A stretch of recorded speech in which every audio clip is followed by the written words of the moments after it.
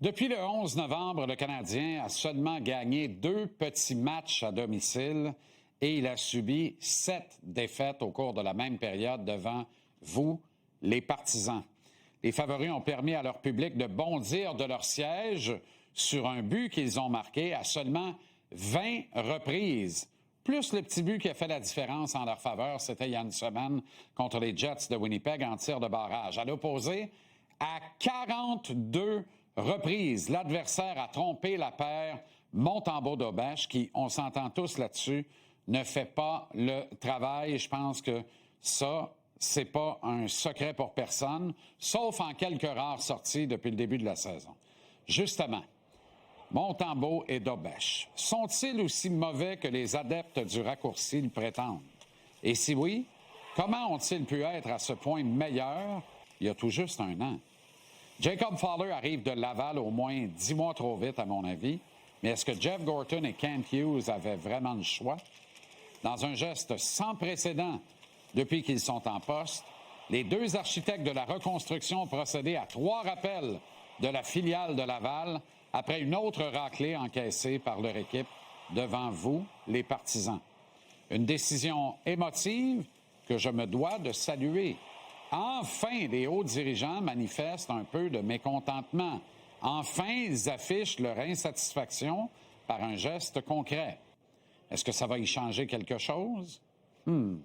Les chances sont plutôt minces. Mais en attendant qu'un ou 2 vétérans ne débarquent avec un chèque en blanc pour botter des culs dans le vestiaire des bébés gâtés, le peuple est heureux de croire en un nouveau sauveur entre les poteaux. J'aurais aimé être dans le meeting entre Martin Saint-Louis, Kent Hughes et Jeff Gorton après le match hier soir. Et dans celui de ce matin, tout. Est-ce que les patrons ont demandé des explications à Martin sur sa propension à s'embourber dans un système homme à homme qui, dans le contexte actuel, est une catastrophe? En fait, il n'y a pas 5 équipes de la Ligue nationale qui jouent le même système que Martin commande. Puis encore, il l'applique pour la plupart de façon sporadique. La commande est intenable pour la plus jeune équipe de la Ligue nationale, une lourdeur décuplée par un calendrier affreusement condensé. Il y a des manières de défendre en s'économisant davantage. Un système de zone hermétique étant la meilleure alternative pour ne pas trop brûler de cartouches dans le tiers défensif. Tout en aidant évidemment les grosses pads en arrière à ne pas avoir l'air de vulgaires gardiens de remplacement. Ce que Saint-Louis exige de ses hommes est équivalent à essuyer des tirs ennemis au front à tous les soirs en temps de guerre, alors que la défensive de zone se compare davantage à assurer la sécurité en costard à l'entrée d'une tour à bureau. Le coach doit rapidement faire un examen de conscience et corriger le tir parce que tout le monde a l'air fou sur la glace, puis hélas, personne n'a ce qu'il faut dans le slip coquille pour challenger Martin sur ses schémas. Brandon Gallagher est à bout de souffle, il n'y a aucune autorité. Pas certain, moi, que Josh Anderson arriverait à structurer une pensée cohérente, un argumentaire pertinent envers son coach dans une conversation. Quant à Mike Matheson, je l'imagine difficilement contre-argumenter plus que 2 minutes avec son entraîneur avant que sa rectitude ne le rappelle à l'ordre. Il a reçu une excellente éducation.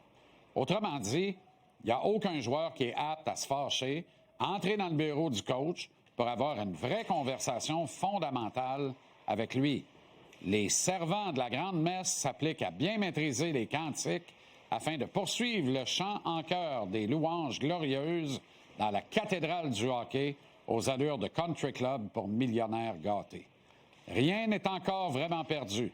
Adam Ekstrom devrait cette fois rester à Montréal, tant qu'à moi, jouer tous les soirs. Owen Beck devrait retourner à Laval avant longtemps, nous laissant probablement encore avec quelques doutes sur son réel potentiel. Quant à Jacob Fowler, si le coach ne réagit pas, il risque pas d'avoir l'air plus brillant que Montembeault et Daubèche lorsque les coachs vidéo des adversaires du Canadien auront du score à son sujet. J'en démords pas. Il faut du vrai renfort qui arrive ni de Laval, ni du ballottage.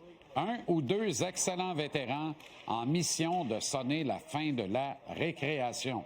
Accessoirement, Gorton Hughes doivent faire la même affaire avec leur très bon ami Martin Saint-Louis.